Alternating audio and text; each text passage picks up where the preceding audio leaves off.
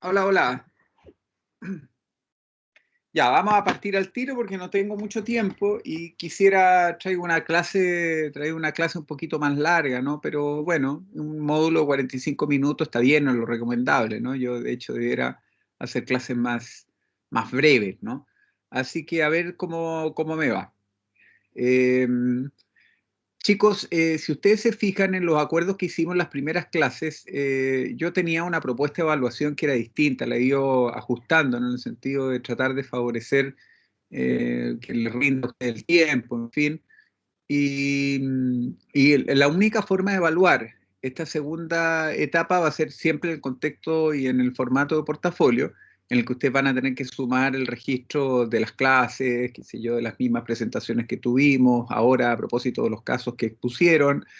Eh, Hay un trabajo que tienen que hacer, que se los quiero contar desde ya, no está la formalidad todavía establecida, pero para ir entrando en, en- en el asunto, tienen que hacer un trabajo que le he denominado algo así como diagnóstico y evaluación de la situación de gobernanza y normativa del lugar del taller. Es decir, vamos a tener que mirar y seguramente muchas de las cosas que yo les voy a preguntar en este curso, a lo mejor ya las han ido respondiendo en el contexto del taller, ¿no?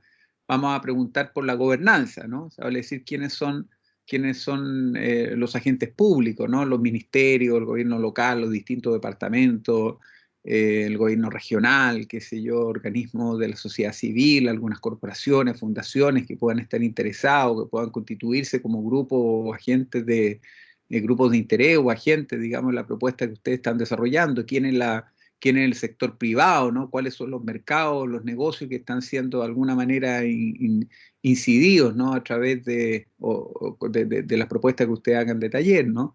El turismo, el comercio, la construcción, en fin, como para poder ir entendiendo y configurando en el fondo la expectativa, ¿no? Leyendo, ¿no? Configurando el proyecto a partir del reconocimiento de la expectativa del medio social, entendiendo el medio social no solamente la sociedad civil, sino que también el sector público y el sector privado. Por lo tanto, ese mapa de la gobernanza que hemos visto de forma abstracta, de forma teórica hasta el momento, lo vamos a tener que hacer en torno al proyecto de taller. Y lo mismo con la normativa, con el marco legal, es decir, lo que vamos a ver ahora vamos a tener que, en el fondo, aplicarlo, ¿no? En el lugar, digamos, en el territorio donde ustedes van a intervenir en taller, ¿no? Por lo tanto, desde ya les digo que dependiendo del lugar donde ustedes estén, tienen que conseguirse el plan regulador, tener a mano la ley y ordenanza general de urbanismo y construcciones para poder ir, en el fondo, haciendo la interpretación normativa y luego evaluando la factibilidad normativa o la posición del proyecto frente a la norma, porque no necesariamente el proyecto tiene que cumplir, digamos, a cabalidad con las normativas vigentes, sino que tiene que tener una posición respecto a la norma. En una de esas la incumple, ¿no? Pero la incumple con sentido, ¿no?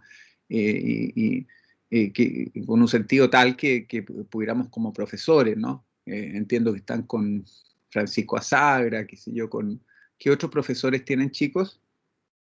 La otra Rodrigo, sección con Rodrigo Rodrigo, Ortiz. con Rodrigo Ortiz, que ya Profe, llevamos algún tiempo trabajando con ellos. No sé si está este otro caballero Orlando, ¿no? También. ¿Hay algunos que están con Orlando Sepúlveda, me recuerdo? ¿O no? O simplemente Rodrigo Ortiz y Francisco Azagra. yo y una compañera estamos con Juan Pablo Astorga. Juan Pablo Astorga, perfecto.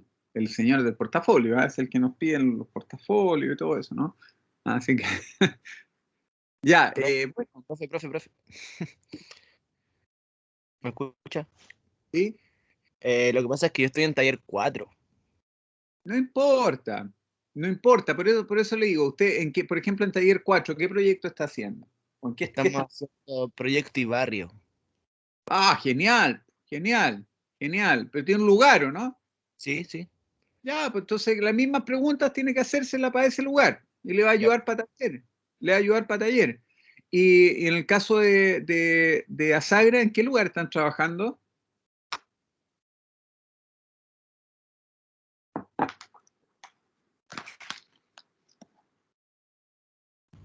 Chicos, chicas, La línea 4, profe. la línea 4 del metro. Ya, pero La comuna de La distintas- Florida y Puente Alto. en distintas estaciones. Sí, desde Roja hasta Quillaya, no recuerdo. Ya en la Florida. Y Puente Alto. En la Florida, Puente Alto. Ya, pero ahí estarán en distintos lugares cada uno, ¿no? Ya han identificado entornos de estaciones, de metro y eso, ¿no? Ya, en el caso de Astorga, ¿en qué lugar están? Vivienda y barrio, pero ¿qué lugar? Es material y su materialidad y sustentabilidad en San Alfonso. San Alfonso. San Alfonso, ese es en Cajón del Maipo. Cajón del Maipo. Ya.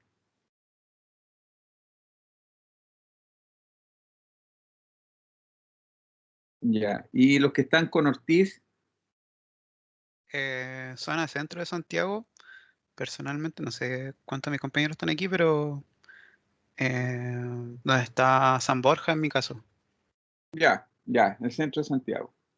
Igual Ya, pues nuestro- genial. Les va a Ah, ayudar. Es como, sí, profe, ¿Sí? yo igual estoy con Rodrigo Ortiz y estoy en la Plaza Dignidad.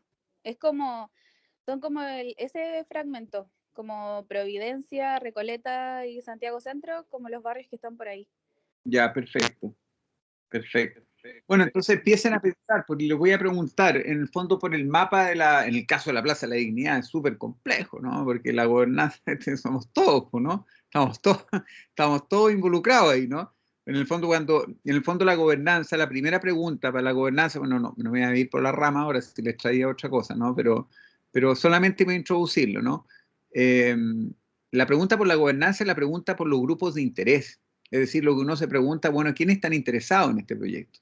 Y cuando uno dice, bueno, en la Plaza de la Dignidad y te pregunta por quiénes son, quién es la sociedad civil interesado por lo que pasa en la Plaza de la Dignidad, va a llegar rapidito a que desde toda la escala, ¿no? Desde las juntas de vecinos, desde los vecinos que viven en el entorno de la Plaza de la Dignidad, hasta organizaciones no gubernamentales preocupadas por el tema del patrimonio, el medio ambiente, la libertad, los derechos civiles, la libertad de expresión, estos chicos que tienen el colectivo, digamos, que expresan, digamos, opiniones a través de estos carteles lumínicos, en fin, vamos a empezar a desgranar el choclo y vamos a seguramente mapear a 25 organizaciones de la sociedad civil que tienen interés directo, digamos, en la Plaza de la Dignidad. Y si no pregunto por el lado del Estado, por cierto, voy a tener a los municipios, como dices tú, Recoleta, Providencia, Santiago, pero también voy a tener a los ministerios, el Ministerio Interior, por ejemplo, y Seguridad Pública.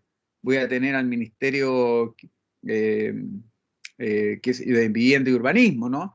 Por lo que compete, digamos, a la vialidad urbana estructurante, el Ministerio de Obras Públicas, en lo que compete a la Dirección de Obra Hidráulica y el río Mapocho, ¿no? A las obras en torno al río Mapocho, al Ministerio de las Artes, las Culturas, o sea, es decir, tengo prácticamente todo el aparato estatal reconocido, en el fondo reconociendo un punto de convergencia, ¿no? De intereses, ¿no?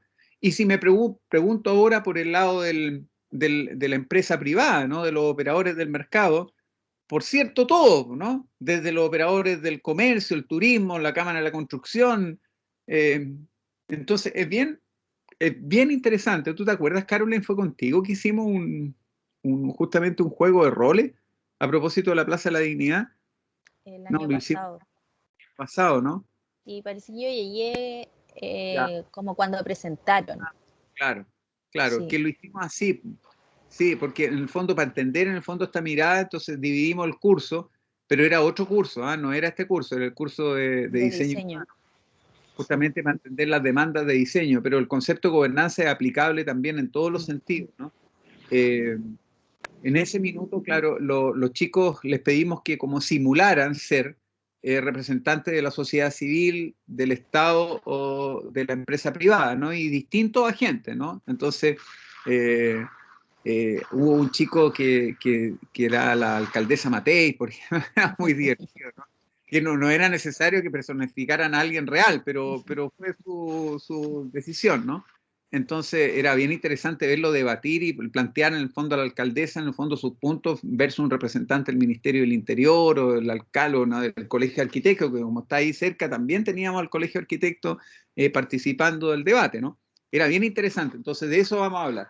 pero también del tema normativo. Ya, me voy a ir a la presentación porque si no, no voy a alcanzar a hacer la introducción. Ya, obviamente la clase completa no la hice, pero por lo menos la introducción, ¿no?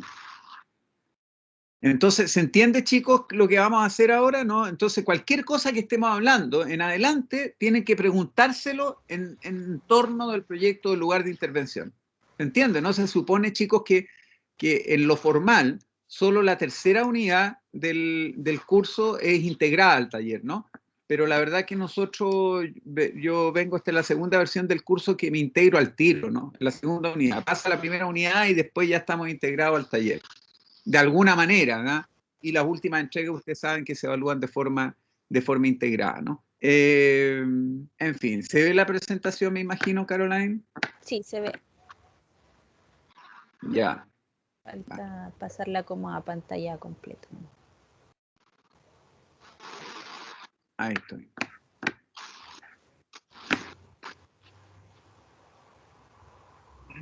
Ahí sí. Ya. Este es el tema, el título de la canción. ¿Cuáles son las reglas del juego? El marco legal para el desarrollo urbano. Y dentro de ello, el tema de los instrumentos de planificación, porque del marco legal probablemente lo que más nos incide, ¿no? A los arquitectos, diseñadores urbanos, ¿no? No es lo único, no es en exclusiva.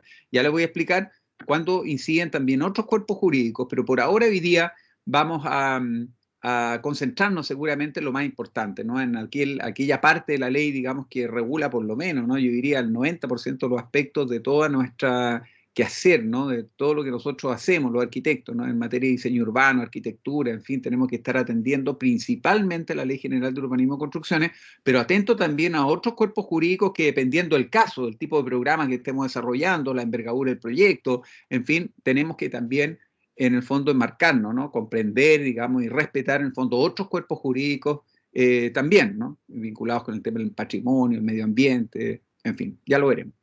Entonces, traigo este esquema, digamos que es como un esquema muy significativo para el curso, el reconocimiento de los grupos de interés, la gobernanza entendido como este sistema de relación entre el sector público, privado y la sociedad civil, donde se dan algunos procesos que son más relevantes, las dinámicas del mercado, la participación, ¿no? La forma a través de la cual los agentes privados y la sociedad civil buscan incidir en las decisiones del aparato público, ¿no? En la institucionalidad pública, que es la que de alguna manera dirime y establece cuáles son las condiciones y las reglas del juego, ¿no? Y el gobierno, ¿no? Como el proceso bidireccional, ¿no? Se gobierna a los agentes del mercado, pero también se gobierna a la sociedad civil, ¿no? Y se empiezan a dar ahí una serie de procesos muy complejos, el concepto es muy interesante, pero básicamente en lo que respecta a lo que ustedes tienen que hacer, vamos a trabajar con la arquitectura, ¿no? De esta gobernanza, identificar cuáles son en ese caso en particular los agentes públicos más precisos, privados y la sociedad civil que inciden, cuáles son las juntas de vecinos, las organizaciones comunitarias funcionales que pueden tener algún tipo de injerencia o tienen interés respecto al proyecto que ustedes van a desarrollar, igual con aquellos agencias públicas, ¿no? Como los municipios, ministerios, qué sé yo, gobiernos regionales, en fin, y con algún nivel mayor de precisión, ¿no? O sea, departamentos dentro del municipio que puedan tener algún tipo de injerencia mucho más directa, por ejemplo, en el caso de los proyectos que usted esté desarrollando. Y lo mismo con los agentes y operadores del mercado, identificar las industrias, ¿no? Que tienen que ver o que van a ser de alguna manera afectadas, ¿no? Y que por lo tanto, sus representantes van a tener algún tipo de incidencia o algún tipo de expectativa respecto a la transformación que ustedes van a promover en torno a estas estaciones de metro o en el centro de Santiago o qué sé yo, en San Alfonso, ¿no? Es bien interesante, es la pregunta por la gente en el fondo, ¿no? Por las instituciones que van a ser afectadas por el proyecto, ¿no? Y tenerlo muy presente, ¿no? Ya llega un minuto en que la arquitectura, el diseño de la arquitectura, el diseño urbano, ya están en cuarto año, ¿no? Entrando ya ahí en la recta final, por lo tanto tienen que empezar a acercarse un poquito más a la realidad, ¿no? En el fondo, que lo que uno diseña no es para uno, no es, uno puede tener una hipótesis, ¿no? Lo que puede ser bueno o malo para el resto, pero de alguna manera tengo que empezar a acercarme también a esta expectativa, ¿no? Más real, y para ello hay una serie de técnicas y por supuesto que todavía por el nivel en que están en la carrera y por las restricciones no solamente que da el espacio docente, ¿no? Académico, sino que también adicionalmente por lo que pasa en tiempo de pandemia, seguramente vamos a tener que seguir avanzando en función de algunos supuestos, pero a partir de información que está disponible, qué sé yo, ahí vamos a ver cómo lo vamos a hacer. Pero lo importante es identificar a estas personas, ¿no?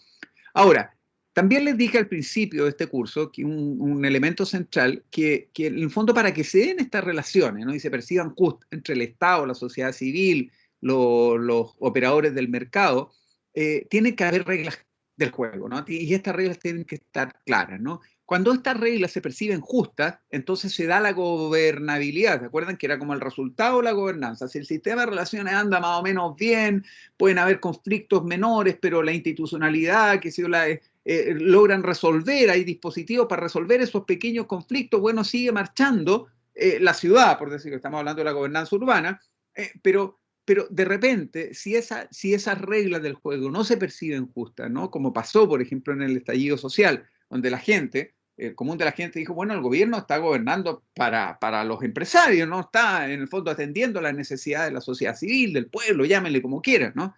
¿Ah? Entonces, en ese minuto se rompe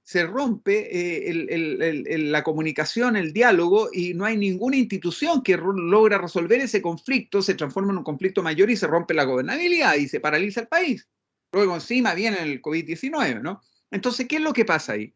Pasa que la principal conclusión, inevitablemente, a pesar de la resistencia, sobre todo de la gente de derecha, fue, hay que cambiar la Constitución, o sea, hay que cambiar las reglas del juego. ¿Y qué es lo que decía mucha gente? ¿Pero para qué si tú cambias la Constitución no cambia nada? Hay que cambiar las leyes. Pero bueno, si yo no cambio la Constitución no van a cambiar las leyes, porque está el Tribunal Constitucional, en fin, de todo eso hablamos en las primeras clases, ¿no? Yo no voy a volver a repetirlo, pero sí como para recordar, en el fondo, lo que tenemos es un conflicto con el marco legal, y por eso que yo no quise ir de frentón, en el fondo, al marco legal normativo, a lo que tenemos, el plan regulador, los instrumentos de planificación, las condiciones de edificación y uso de suelo, sino que quise tener una mirada un poquito más crítica, amplia, para que ustedes entiendan que en el fondo esas reglas que hoy día tenemos, que llegan a instrumentos normativos, ¿no? A altura de edificación, a densidad, qué sé yo, a distanciamiento, esas normas se define en el marco de una ley que está en tela de juicio, ¿no? Que está en tela de juicio, que no logra interpretar, entre comillas, el sentir de la mayoría de las personas en Chile, ¿no? Por eso que hay que modificar la Constitución. Y de hecho, yo les planteé que, de acuerdo a Kelsen, este otro caballero, ¿no? Que establecía que dentro del marco legal también estaba la Constitución y los pactos internacionales, es decir, a pesar de que no son normativos, el deber ser está puesto ahí, ¿no? Si le ha suscrito un acuerdo, ¿no? Acuerdos internacionales, ustedes lo analizaron y los pusieron extraordinariamente bien, ¿no? Para adaptarse y combatir el cambio climático, para el desarrollo sostenible, para la prevención del riesgo de desastre, para la nueva agenda urbana, una ciudad inclusiva, ciudad, qué sé yo, sostenible, comunidades, en el fondo, donde se respete la diversidad, donde hay equidad de género, en fin, toda esa cosa la hemos suscrito y hemos dicho que tenemos que cumplirla, pero colisiona con nuestra Constitución y finalmente no decanta, no llega al marco legal normativo y tenemos las leyes que tenemos, ¿no? Pero inevitablemente tenía que llegar el minuto, que es ahora, donde tenemos que entrar, bueno, está bien, hay que cambiarlo todo, pero mientras tanto tenemos las leyes que tenemos, entonces ustedes tienen que conocerlas, ¿no? Tienen que conocer la Ley General de Urbanismo y Construcción, en fin. Entonces, de acuerdo a Kelsen, ustedes tienen aquí esto simplemente a título de inventario para entender la complejidad del asunto, ¿no? La verdad que lo que está puesto ahí en rojito, ¿no? Una especie de naranjo, es como el marco legal que más directamente tiene que ver con nuestro quehacer como arquitecto y diseñador urbano. Por cierto, la Política Nacional de Desarrollo Urbano, que marca el deber ser al nivel político, que no implica necesariamente que se esté haciendo todo. De hecho, les ponía como ejemplo, ¿no? La Política Nacional de Desarrollo Urbano dice que tiene que haber autoridades metropolitanas democráticamente electas, y la ley no anda ni por las tapas. Vamos a elegir gobernadores regionales y va a haber un sistema de administración de área metropolitana, pero muy lejano a lo que dice todavía la Política Nacional de Desarrollo Urbano, ¿no? Entonces hay muchas cosas que la política dice, pero que todavía no se hacen cuerpo en la ley. ¿Para qué decir en la política internacional, en los acuerdos internacionales, ¿no? Mi hipótesis es que como colisionan estas políticas tanto nacionales e internacionales como la Constitución, finalmente no logran que evolucione el marco legal en el sentido de su cumplimiento, ¿no? Y dentro del marco legal, pero también hay otras políticas, ustedes las analizaron, ¿no? La Política Nacional de Gestión del Riesgo de Desastre, el Plan de Acción Nacional para el Cambio Climático, la Política Nacional de Uso del Borde Costero, la de montaña que se está desarrollando, la Política Nacional de Desarrollo Rural que se acaba de promulgar, en fin, hay otras políticas que uno podría mirar en el fondo como referencia al deber ser. Y luego está el plano de la ley, ¿no? El segundo que aparecía aquí en Kelsen, ¿no? El marco legal, ¿no? Lo que sí hay que cumplir, ¿no? O sea, inevitablemente. Ya no es indicativo como en las políticas, ¿no?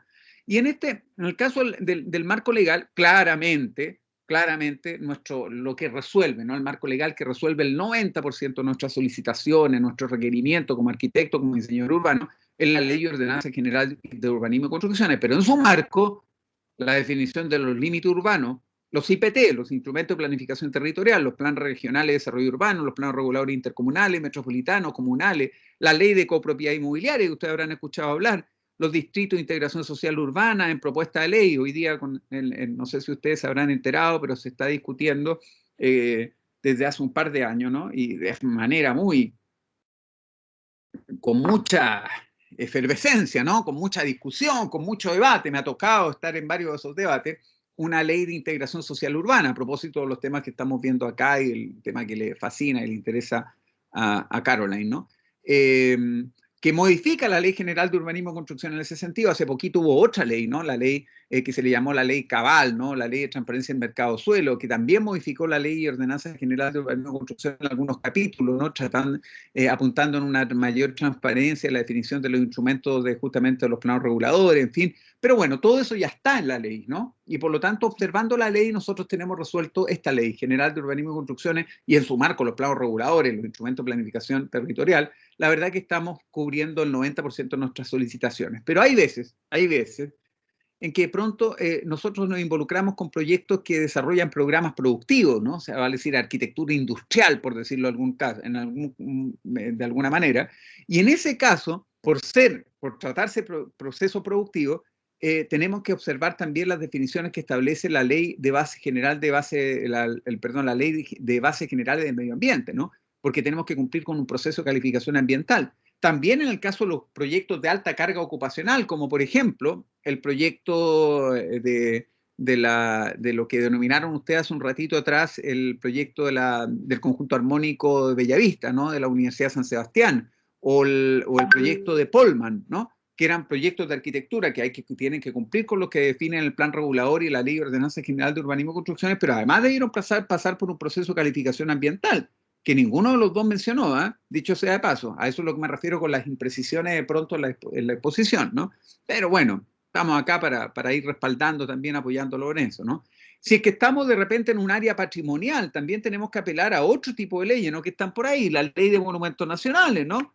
Las zonas típicas, monumentos históricos, santuario de la naturaleza, subsuelo arqueológico. De repente, si nos toca por ahí estar parado arriba de un sitio arqueológico, entonces, bueno, hay que cumplir también no solamente con lo que dice la Ley de Ordenanza General de Urbanismo y Construcción y los planos reguladores, sino que también hay que cumplir con la Ley de Monumentos Nacionales. Si estamos trabajando arriba del mar o arriba de un río, ¿no? Entonces, bueno, hay que ver el Código de Agua, la Ley de Concesiones Marítimas, porque ahí ya no tiene nada que ver la Ley General de Urbanismo y Construcciones, pero bueno, la cantidad de veces que nos va a tocar trabajar en el río o en la cuenca del río, probablemente los que están trabajando, por ejemplo, en la Plaza de la Dignidad, sí tengan que ver aquí, ¿no? El Código de Agua. No pueden intervenir el cauce del río en nada si no tienen la autorización de la Dirección General de Agua y la Dirección de Obras Hidráulicas del Ministerio de Obras Públicas.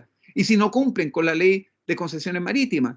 Porque lo que pasa ahí no lo administra el municipio, no es bien nacional de uso público, y es administrado por el Ministerio de Obras Públicas y hay otra ley, ¿no? Entonces, pero podríamos decir que la gran mayoría de las veces, en realidad, lo que tenemos que cumplir es la Ley de Ordenanza General de Urbanismo y Construcciones, y vamos a ir viendo, dependiendo de los casos en que ustedes estén, en el fondo también vamos a tener que estar observando, en el fondo, cómo podemos cumplir también con otros cuerpos normativos. Por ejemplo, si vamos a intervenir el subsuelo, el bien nacional de uso público, eso lo vamos a encontrar las definiciones legales, no en la Ley General de Urbanismo y Construcciones, sino que en la Ley Orgánica Constitucional de Municipalidades, particularmente en su capítulo referido a concesiones de bienes nacionales de uso público comunales.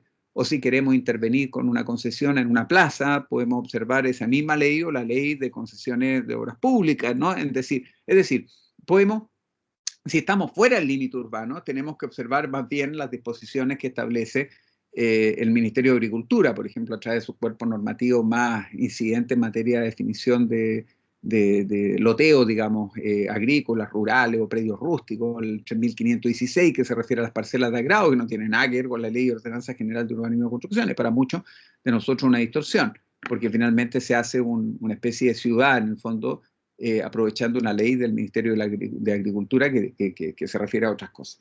Pero lo central, podríamos decir, está en la Ley General de Urbanismo y Construcciones, Ley General de Urbanismo y Construcciones, y en su marco los instrumentos de planificación territorial, donde están las distintas escalas, ¿no? La escala nacional, digamos, con la Ley de Ordenanza General, pero luego también las estrategias regionales de desarrollo, el plan regulador intercomunal o metropolitano, y luego los planos reguladores comunales, y también en su marco los instrumentos seccionales, ¿no? Que técnicamente son modificaciones en realidad del plan regulador local, pero son modificaciones que tienden a precisar en algunos sectores de la ciudad condiciones mucho más específicas de edificación y uso de suelo, ¿no? Entonces, a esto hay que sumarle en algunos casos, ¿no? Lo que yo hablaba aquí, la ley de concesiones marítimas, dependiendo si yo estoy trabajando bajo la línea de pleamar, es decir, independiente donde si estoy en un río, un lago, en el mar, hasta donde llega la marea, ¿no? Donde llegó alguna vez la marea, ¿no? Hasta ahí, digamos, de ahí hacia el mar, independiente que hay una playa, hay un área en el fondo importante donde uno ve construcciones, qué sé yo, que normalmente se establecen en el marco de concesiones que son reguladas por otro tipo de disposiciones normativas. La ley de base de medio ambiente para proyectos de alta carga ocupacional o para proyectos de desarrollo productivo, la ley de monumento nacional, en el caso de yo estar en el fondo involucrado con un subsuelo arqueológico, con una zona típica, un monumento histórico que está establecido en esa condición, digamos, por esta ley de monumentos nacionales que depende y es administrada por el Consejo de Monumentos Nacionales, que hoy a su vez depende del Ministerio de la Cultura, las Artes y el Patrimonio. Hace tiempo atrás, cuando no existía este ministerio dependía del Consejo de Monumentos Nacionales, del Ministerio de Educación. La ley de predios rústicos, el SNASPE, la ley de concesiones, obras públicas, ferrocarril, en fin, de repente tenemos que mirar otras leyes, pero con poca frecuencia. La verdad que la mayoría de las veces que estamos interviniendo, vamos a ver en los casos de taller, ustedes probablemente por ahí tendremos que ver otro cuerpo jurídico, pero a lo mejor nos basta mirar los instrumentos de planificación, ¿no? Que están por aquí, ¿no? Los planos reguladores intercomunales, metropolitanos, y por supuesto la ley general de urbanismo y la ordenanza que están establecidos para todo Chile, y luego en su marco los planos reguladores. Aquí, chicos, una pregunta que quiero por lo menos que algunos de ustedes me respondan. Teóricamente, hay un curso anterior a este que ustedes ven los instrumentos de planificación. Otra cosa es que lo vean realmente. ¿Les tocó verlo? ¿Alguno de ustedes, chicos, saben lo que es un plan regulador?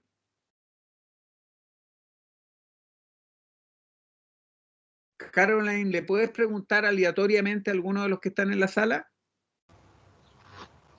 Ya, a ver. Profe. ¿Sí? A ver. Tuvimos urbanismo antes en taller, estaba buscando el taller en el que tuvimos en taller 3. ¿Ya? Y no, yo no recuerdo haber visto el plan regulador. Hemos visto sí distintos tipos de análisis urbanísticos y formas de analizar urbanísticamente, pero no en específico el plano regulador o leyes, nada de ese estilo. Ya, que eso es lo que ocurre, que de pronto en taller igual ya están ocupándolo, ¿no? Están diciendo, ¿sabes? Que el plan regulador dice que esta es zona residencial H1, digamos, dice que puede haber una altura de edificación máxima de 25 metros. ¿Lo han visto eso alguna vez o no en taller? Profe, yo recuerdo haber visto algo así, pero no abordarlo tan a fondo. Pero ¿Ya? me suena mucho esto, es como un organizador de una comuna, ¿cierto? Claro. Sí. ¿Alguien más iba a decir? Claro. ¿Sí? ¿Le escucho?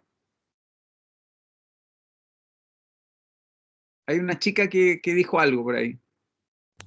Perdón, profe, que tengo mal el internet. El uso de suelo. Eso, por ejemplo, yo me recuerdo que hemos estado trabajando igual. Claro, los planos reguladores establecen los usos de suelo permitidos, entre comillas, en una determinada área de la ciudad. Bueno, ustedes si están en la ciudad, hay unas condiciones que están establecidas. En el fondo no pueden llegar y construir cualquier cosa, ni proyectar cualquier cosa. Hay restricciones que tienen que ver con el uso de suelo, hay restricciones que tienen que ver con la manera o la suficiencia de urbanización, en el fondo, que ustedes tienen que tener, y hay otras que tienen que ver con las condiciones, en el fondo, del diseño del envolvente, vale decir, de la altura que puede tener máximamente, como máximo el edificio, distanciamientos, incluso en algunas normas de diseño urbano que establecen hasta colores, ¿no? Que en algunos casos, muy pocas veces en Chile, pero hay algunos planos reguladores que sí establecen normas de diseño urbano, que, por ejemplo, el famoso plan de La Serena, ¿no? Que establecen condiciones de materialidad, no solamente color, altura, tipo de agrupamiento. En algunos lugares los obligan a los arquitectos a diseñar fachadas continuas, es decir, a no edificación aislada, o al revés. Hay lugares donde no se permite edificación continua y solamente se permiten hacer edificios aislados. Bueno, todo eso tienes que tenerlo, el arquitecto tiene que tenerlo antes de comenzar a desarrollar el proyecto, porque después se va a encontrar con un problema. Entonces, es un poco lo que de aquí, de alguna manera, a lo mejor lo que vamos a hacer, más bien el proyecto, el desarrollo que ustedes estén siguiendo el taller, lo vamos a interpelar, ¿no? Desde la perspectiva normativa, porque probablemente ya no lo vieron como primera cosa, ¿no? Pero vamos a ver, bueno, ok, ya están ese proyecto que están de alguna manera elaborando, tenemos que saber si cumple o no con las condiciones que establecen los instrumentos de planificación. ¿Se entiende, chicos, o no? Alguien que me diga que sí, yo sigo. Ya.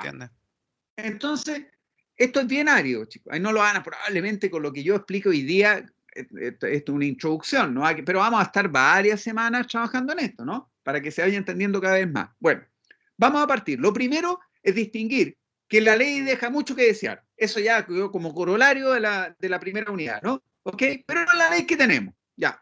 De esa ley que tenemos, el 90% de las veces, lo único que tenemos que observar los arquitectos y diseñadores urbanos es lo que dice la Ley General de Urbanismo y Construcciones, y en su marco los instrumentos de planificación territorial que están establecidos en esa ley, ¿no? Que son los planos reguladores, los famosos planos reguladores, que están en distintas escalas, intercomunal, metropolitana, comunal, seccional, ¿no? Que son definiciones de normas, distintas normas, por lo mismo. O sea, evidentemente el plan intercomunal o metropolitano no define las mismas normas que define un plan regulador comunal o un plan seccional, que puede ser mucho más específico en sus definiciones. ¿Se entiende, chicos? Entonces, la mayoría de las veces, y en algunos casos, si estoy trabajando lo que yo les decía, sobre un río, o en el mar, o arriba de una autopista, o estoy en un área patrimonial, a lo mejor tengo que observar otros cuerpos jurídicos, ¿no? Y entonces ahí ya se me complica el marco legal. Pero la mayoría de las veces me basta circunscribirme en la Ley de Ordenanza General de Urbanismo y Construcciones y en su marco los instrumentos de planificación territorial. ¿Ya? Eso. Si quieren una mayor explicación, aquí yo les dejo, es bastante bueno, esta es una estudiante que tuve yo que hizo una especie de síntesis, ¿no? Que explica esto mismo que yo le estoy diciendo, pero está escrito y perfectamente, ¿no? Para que lo puedan revisar, de repente leer ahí si se quedan con alguna duda. Entonces, lo primero que hay que entender, hay distintos niveles de esta ley, ¿no? De General de Urbanismo y Construcciones. A nivel nacional está la Ley General de Urbanismo y Construcciones y su Ordenanza General de Urbanismo y Construcciones. Es decir, si se da el caso, que todavía se da en Chile, poquito, pero se da, que por ahí hay una comuna que no tiene plan regulador, pero tiene límite urbano, es decir, se definió, mira, hasta aquí llega el límite urbano y aquí para afuera es rural, pero no hay plan regulador, no existe, que se dan en algunos casos, pocas veces, pero se da. En ese caso, igual existen condiciones de edificación y uso de suelo, es decir, límites de distanciamiento, porcentaje, densidades, qué sé yo, que están establecidas en la Ordenanza General de Urbanismo y Construcciones, que está para todo Chile, la misma ordenanza. Lo que pasa es que luego los planos reguladores metropolitanos, intercomunales y los comunales pueden precisar las ordenanzas generales que están establecidas a nivel nacional. Ya les voy a poner ejemplo, ¿no? Entonces existe un segundo nivel, que es el nivel intercomunal, de los planos reguladores intercomunales y los planos reguladores metropolitanos, que en realidad es el mismo instrumento, nada más que se le llama planos reguladores intercomunales, cuando el área involucrada intercomunal de varias comunas tiene menos de 250.000 habitantes, y cuando tiene más de 250.000 habitantes se llama plan regulador entonces metropolitano, es decir, un área metropolitana, pero en realidad es el mismo instrumento. Cuando se trata de un instrumento intercomunal, que es mayor al instrumento comunal, ese instrumento no define condiciones de edificación y uso de suelo precisa, ni distanciamiento, ni altura, ni ocupación de suelo, ni constructibilidad, esto es, ni densidad edificatoria, sino que define cuestiones que son generales para todas. Por ejemplo, en el caso de Santiago, existe un plan regulador metropolitano de Santiago que dice, bueno, ok, cada uno va a tenemos la Ordenanza General de Urbanismo y Construcciones para todos, ¿no? Ahora, pero para precisar más, las comunas que están dentro de Santiago van a tener un plan regulador comunal, pero todas, antes que su plan regulador comunal con sus decisiones o definiciones más precisas de condiciones de edificación y uso de suelo, van a tener que respetar lo siguiente. Van a haber ciertas áreas donde no va a haber industria. Van a haber ciertas áreas donde va a estar restringido el desarrollo urbano porque hay condiciones de riesgo antrópico, inundaciones. Hay que reservar ciertas fajas viales porque por aquí va a pasar una calle intercomunal, que si pasa por Providencia, por Ñuñoa, bueno, el plan regulador lo tendrá que asumir nomás, porque es un bien mayor, ¿no? Que tiene que ver con una escala metropolitana o intercomunal. Define densidades promedio, el gran conflicto que se produjo en el caso de los guetos verticales, ¿no? Porque finalmente en ese caso no estaba el plan regulador comunal, pero estaba el plan regulador metropolitano con su promedio de densidades.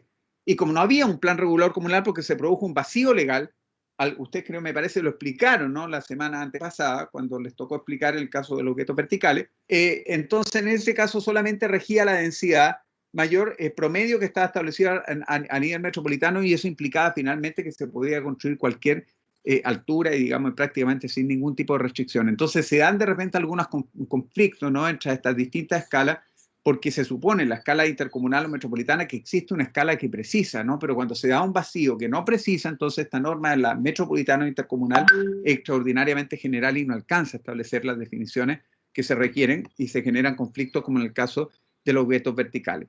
Y luego a nivel comunal están los famosos planes reguladores comunales, ¿no? Y sus planes más pequeñitos, ¿no? Seccionales que precisan, esto sí, alturas de edificación, distanciamiento, sistemas de agrupamiento, ya vamos a ver cada una de esas condiciones. Seguramente en la próxima clase, porque ahora vamos a hacer solo una introducción.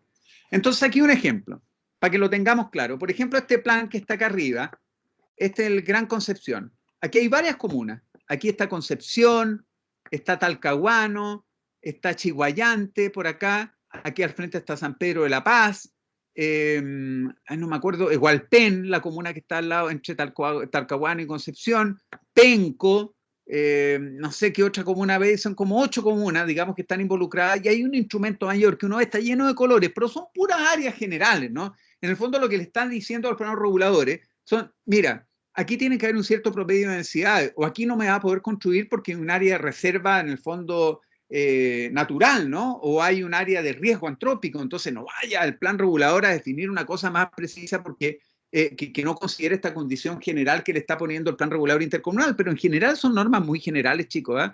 No definen condiciones de edificación y uso de suelo, ni altura, edificación, ni nada, eso lo define la ordenanza general y posteriormente es precisado a nivel del instrumento comunal. Por ejemplo, acá está el plan regulador comunal de Concepción, que define sí condiciones de edificación y uso de suelo. Este plan de acá, si uno se ve el cursor, ¿cierto, Caroline? Ay. ¿Sí? Sí, se ve.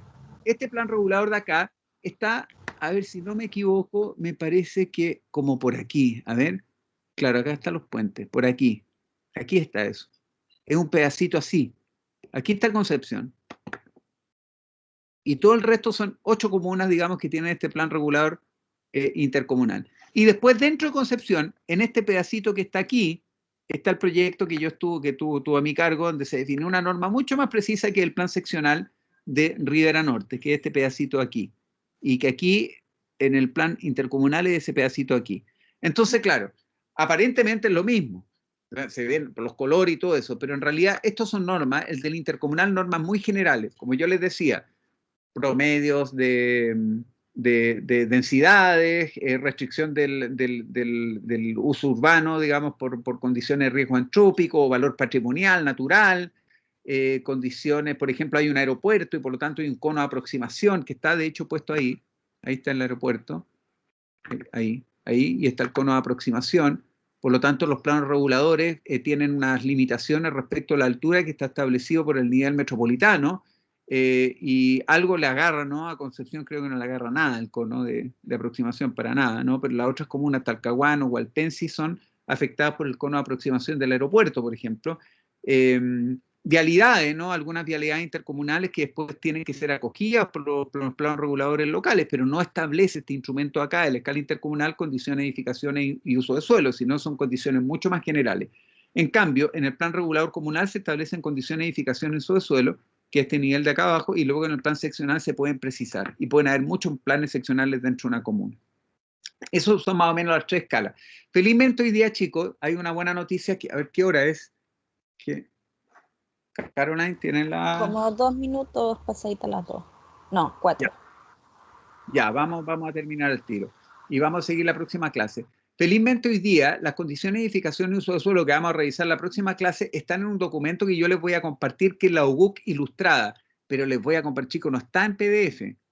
Un estudiante de no sé qué universidad, que no me acuerdo, pero que tampoco puedo decir, la escaneó y me la mandó. Así que yo se las voy a compartir a ustedes, pero está en una calidad, pero pésima, ¿no?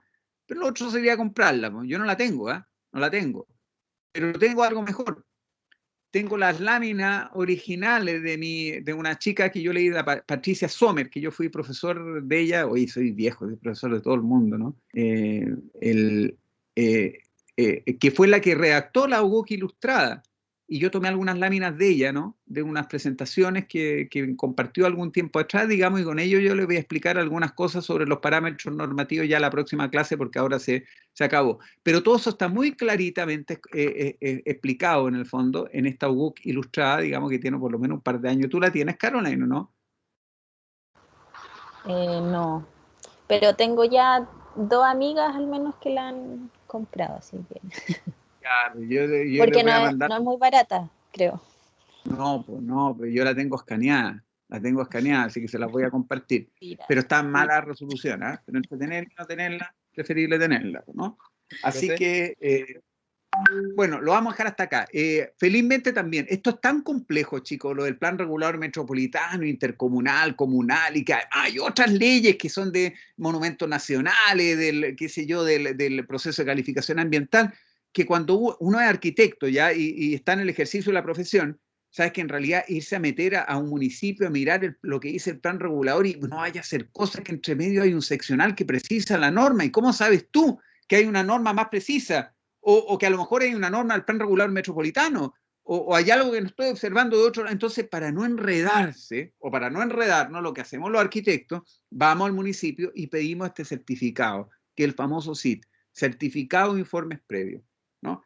Y pedimos esto porque aquí oficialmente el municipio se pone en el municipio ponen a un qué sé yo, pues seguramente un practicante, ¿no? de arquitectura, mirar, en el fondo, mira, se pidió, bueno, para este sitio, qué es lo que se puede o no se puede hacer, y hay alguien que está viendo todas las leyes, ¿no? Y te emite un certificado de manera tal de que finalmente no tienes que estar navegando entre medio de las distintas leyes, ordenanza general, luego la ordenanza del plan regulador metropolitano, y luego la ordenanza del plan regulador local y los seccionales. Entonces te lo dan armadito, ¿no? Y esto es lo que tiene que cumplirse. ¿Se entiende, chicos? Esta es la última noción y yo me voy. Pero quiero que sepan que existe esto, el certificado de informes previos, justamente como una solución frente a la complejidad normativa y para no equivocarse. Y además tiene una cierta validez. Le ponen un timbre, ¡pah! Y dice, bueno, esto te vale, de aquí 2 años, digamos, me vale la información que me entregaron acá. Aquí estuvo el problema, dicho sea de paso, del caso de San Sebastián, ¿no? Que el certificado de informes previos indicó una norma que no correspondía, había una mala interpretación, una emisión fraudulenta de este certificado y posteriormente, evidentemente, el permiso de edificación. O sea, no es que no se cometan errores, pero finalmente lo que hace la inmobiliaria o la persona que va a construir algo con esta información es transferir la responsabilidad al funcionario público, que es el que hizo el informe y en función del cual en el fondo el arquitecto se basó para poder hacer el diseño. ¿Se entiende, chico, no? Que alguien me diga sí o no, si no, no termino. Sí, profe, se entiende. Ya. Entonces, la recomendación, que si les va a tocar, porque de repente ustedes, algunos están todavía ahí en 3er año y ya empezaron a hacer proyectos, ¿no? Si yo los conozco, si yo sé cómo son. ¿Cómo es la cosa? ¿No? Una tía, qué sé yo, que hay que hacer una... Bueno, lo primero vaya a pedir el certificado de informes previos. Yo lo recomiendo, porque la información igual la va a encontrar si sabe navegar, va al municipio, pero si pide esto, se va a gastar 10, 12 lucas, no 15 en algunos municipios, se van a demorar 15 días, le van a checar la norma y con ahí más clarito, en 3, 4 páginas, está todo lo que tiene que cumplir. Y a veces 2, ¿no? Cuando hay normas más sencilla, ¿no? Y ahí está todo lo que tiene que cumplirse normativamente. Por supuesto, nosotros en el contexto del curso nos vamos a ir a pedir los certificados de informes previos, entonces vamos a tener que ubicar la ubicación ubicar la información con el mejor de los criterios. Entonces, la próxima semana vamos a ver ya lo que yo ponía aquí. La siguiente lámina fueron preparadas por la profesora arquitecta Patricia María Sommer, gracias a la profesora Mayra, y también la pueden encontrar aquí en otras páginas para poder explicando en función de lo que establece el certificado de informes previos, qué es lo que tienen que ustedes conocer en materia de usos de suelo, sistema de agrupamiento, coeficiente de constructibilidad, rasante, qué sé yo, distanciamiento entre jardines, todo lo que se tiene que saber para poder desarrollar un proyecto y hacer una correcta interpretación en el fondo normativa para poder, en el fondo, proceder de forma correcta, ¿no? Por ahí, hacia el final de la clase próxima, vamos a ver el conjunto armónico y otras normas que se le han denominado de alto impacto, ¿no? Porque muchas veces, además, muy controversiales, ¿no? Normas que son muy controversiales. Ya chicos, lo dejamos hasta ahí, por lo menos que haya quedado claro como introducción, digamos que eso es lo que vamos a comenzar a ver la próxima semana, pero ya saben, en el fondo el espíritu, vayan, si van a trabajar en la Cisterna, en la Florida, vayan consiguiéndose el plan regulador, si están en Santiago, vayan consiguiéndose el plan regulador, porque lo vamos a necesitar, vayan haciéndose la pregunta por la gobernanza, ¿no? Porque vamos a ir ahora con los contenidos de este curso al taller que están desarrollando. Ya chicos, ¿alguna consulta, duda? Si no, ya podemos ir cerrando.